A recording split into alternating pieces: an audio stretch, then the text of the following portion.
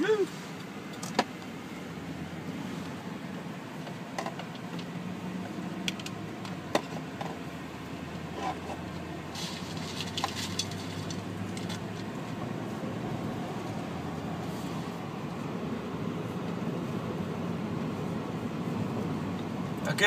tā ir skola amerikāņu.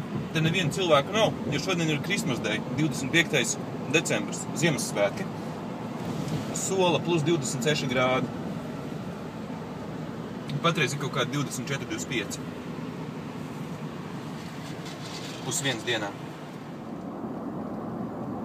Ļoti interesanti, ka šeit dīzeļdegviela ir dārgāka par benzīnu. Principā Eiropā jau arī to jūt, bet tad tas ir uzkrītoši. Un vai jūs zināt, kāpēc dīzels ir dārgāks par benzīnu? Tādēļ, ka īstā degviela, ekonomikas asinis ir dīzeļdegviela. Tas benzīns, ko mēs lejam un patērējam, tas faktiski tikai pasažieru pārvadājumiem. Nu labi, Amerikā lielākā daļa mašīna ir ar benzīnu, tur dīzeļu vieglo mašīnu praktiski nav, bet Eiropā un citur pasaulē dīzels ir izplatīts. Taču benzīns tomēr ir karalis, lūk, privātajās automašīnās. Taču ekonomika jau uz priekšu virza nekas cits kā transports, tātad smagais autotransports, vilcieni, kuģi. Tie brauc visi ar dīzeļdegvielu.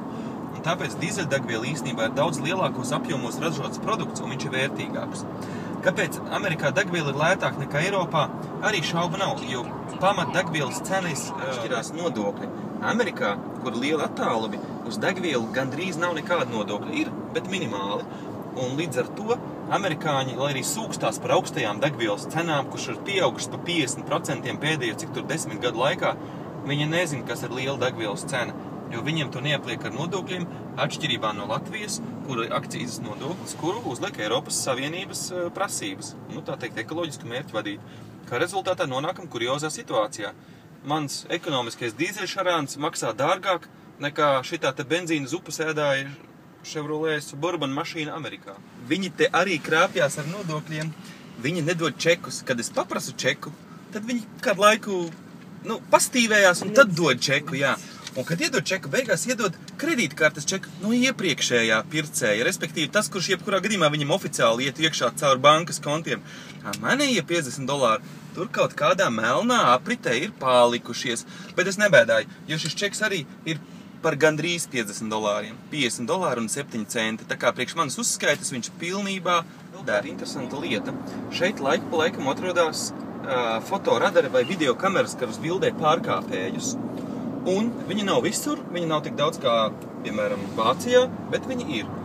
Un interesanti, ka viņi ļoti bieži fotografē pat nevis ātrumu, bet krustojumu šķērsošanu pie nepareizās gaismas. Un, ziniet, man gadījās pārreiz pārbraukt pie krustojuma pie nepareizās gaismas, jo, gadījās, vai ne? Un es biju priecējies, ka man neviens nav nobildējis, jo es biju redzējis, ka laika pa laikam fotokameras kādu fotografē. Man pagāja 3 dienas, kamēr man pieleca, ka es nevaru būt drošs par sevi. Saprotiet, Floridā vismaz amerikāņu automašīnām numurzīmes ir aizmugurē, nevis priekšā, lielākā daļai. Līdz ar to es skatos, ka tās fotokameras bildes taisa no aizmugures. Nabaks mēs nezinām. 7 joslas katrā virzienā. Tas ir ļoti iespaidīgs brauciens. Ļoti iespaidīgs brauciens. Un tagad ir brīvdiena, līdz ar to mašīna ir maz. Ja jūs redzat, te praktiski uz ceļa nekā nav. Tikai daži vāģīši pārvietojas. Un ātrums nav liels 95 km/h, 90 km/h priekš šāda ceļa. Taču Amerikā, ko esmu ievērojis, tas nekas kā ātruma vidējā nav liela. Pārvietošanās ir visnotaļ ātra, jo tie ceļi ļoti ērti saplānoti. Tā kā viss ir kārtībā. Pusi.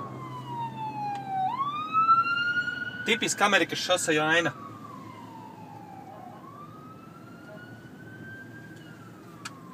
Tur jau 2 aizbrauca, šitā ir 3. Vakarā skatīsimies ziņās, kas notiek. Te katru dienu kāda nošāva. Šodien nošāva 2 ugunsdzēsējus, piemēram, kur dzēs degošu māju. Tas ir viens privātmāju ciemats. Amerikas saulīšu ciemats. Pazat pa kreisi viņam zirguši. Staļļi. Nu, kas ir? Ai, man iet grib atspēt.